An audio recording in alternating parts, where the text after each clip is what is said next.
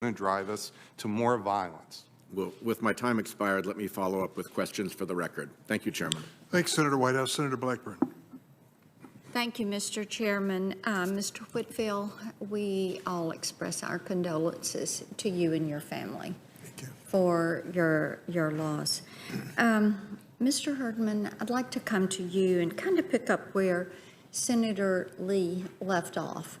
When we talk about the requirements that the Domestic Terrorist Prevention Act puts in place on DOJ, DHS, the FBI, and you're looking at the organizational structure of the agencies involved in this, and your work and experience as a U.S. attorney, your experience leading that group in the advisory committee. Talk to me a little bit when you look at reorganizing the changes that are mandated, how that affects the resources and then the structure at the agency and out in the field. Just very quickly, kind of wrap that up. Well, any reorganization or restructuring is necessarily going to drive substance and what the ultimate outcomes are going to be. So if there are changes that are mandated by FBI headquarters, for example, that trickle down to the individual field offices, where there is a prioritization of one type of crime or one type of motivation over another, you would expect to see, as you would in any large organization, the individual members of that organization. Okay, so let's go back to that as far as that trickle down goes. And from the comments of Professor Turley and also from you, in looking at this legislation, it appears that it would narrow the focus instead of expand the focus, looking at domestic terrorism. And I think that we want to make certain that all forms of domestic terrorism, that there are eyes on all of those threats. And someone had mentioned earlier the need for flexibility in the agency. So pick up from there. Yes, Senator, that was me, I think, actually, who talked about flexibility. And again, I would just point to what we should expect from federal law enforcement is an analysis of facts. And I would, again, emphasize this point. I don't think ideology is as important when you're focusing on facts. You want to see what the conduct of the individual is, how imminent the potential harm is, what they're planning to do, and most importantly, what they're planning to attack so that you can help defend and protect it. And that is devoid of any sort of analysis of the ideology, because you have to focus on what the person is capable of. As I pointed to in my written testimony, plenty of cases where people had no discernible ideology, but they put our friends and neighbors in Northern Ohio at risk, and we had to respond to that. Okay. Professor Turley, I want to come to you. You talked a little bit earlier about free speech and political free speech, and I know you have always been an advocate for protected political speech. So I'd like for you to talk a little bit more about how law enforcement can differentiate between political free speech and extremist threats as they track and investigate and monitor terrorism. Thank you, Senator. I think that the key distinction here was drawn by Mr. German, but also Mr. Herdman, that it's not ideology, but actions. It's what people are doing that the FBI has to discern. We have a really wicked brew of hate in this country. The only common denominator are people who are consumed by hate. And the FBI has to go and try to isolate what are the threats that are greatest against the country. And the concern from the free speech community, and I'm not alone in that, the ACLU has also raised questions about this prioritization, but also the expansion, more of the expansion, I should say, for the ACLU of domestic terrorism investigations. The concern is if you tie a particular ideology as a criteria or element for an expansion of domestic terrorism. Section 2331 is fairly general. When you read it as a civil libertarian, sort of alarms go off because you're like, wow, you could put a lot of stuff covered by this provision. But for that, one can understand that you have to write more generally. But it also means that the application of that language is really important. So if you combine a focus on an ideology, it really raises concerns among the civil liberties community. Because keep in mind, the Palmer raids, some of our worst periods of time had that trigger, you know, that we were arresting communists, anarchists, socialists, because their views were viewed as inimical or dangerous to the country. Thank you. Thank you, Mr. Chairman.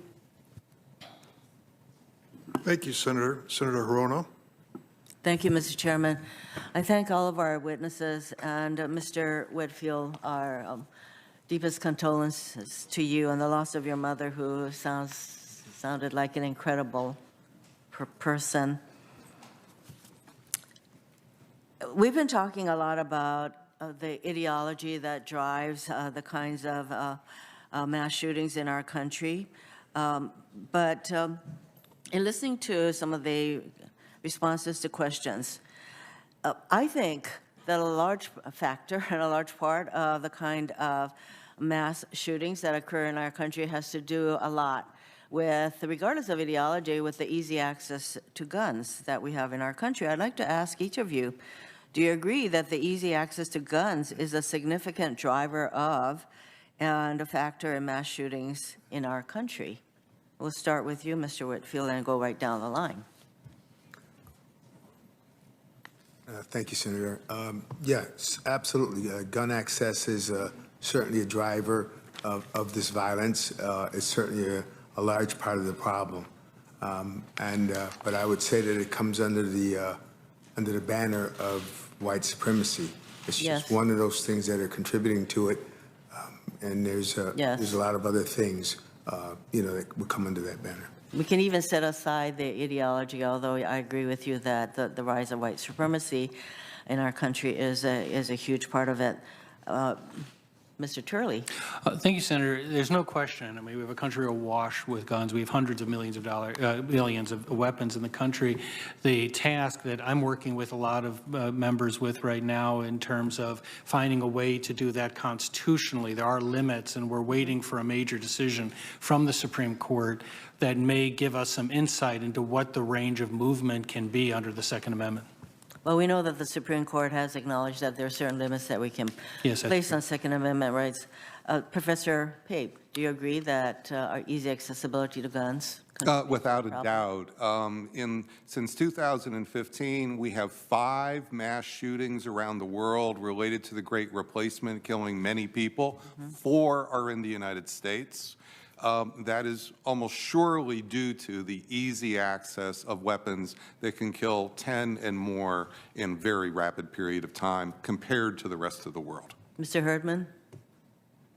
Senator, every case that I described for the committee involved at least the contemplation of acquiring firearms or the actual attempted or acquisition of firearms. So they do, like they do with any other type of violent crime on the federal level, when we're dealing with federal firearm statutes or federal terrorism offenses, we're almost always looking at a gun at the center of that violation. So you'd agree that easy access to guns in our country is a problem? I'm not, the characterization of easy access is one that It's relative, but it's pretty easy in our country compared to a lot of other countries. I only pause because there is one case that I'm thinking of where the individual did not purchase a firearm because they had a prior felony conviction. It was one of the cases I discussed here today. Mr. German? Yes, I believe the easy access to firearms is a contributor to mass shootings, and I would point you to writing my colleagues, the president of the Brennan Center, Michael Waldman, and Brennan Center fellow Eric Rubin have produced on this issue. So based on the relative unanimity of acknowledging that easy access to guns in our country really contributes to these kinds of horrific shootings, that we should do something about to provide limiting who can get guns and limiting access to guns. Professor Pape, you mentioned that you noted in your testimony that violent populism is rising in our country. Do you think that this trend is going to change anytime soon? And if not, why not? If so, why? If left if we don't do anything, if nothing changes, I'm worried that, yes, it's going to continue into the future. A point about guns, ma'am, if I may. We are now in the worst of both worlds.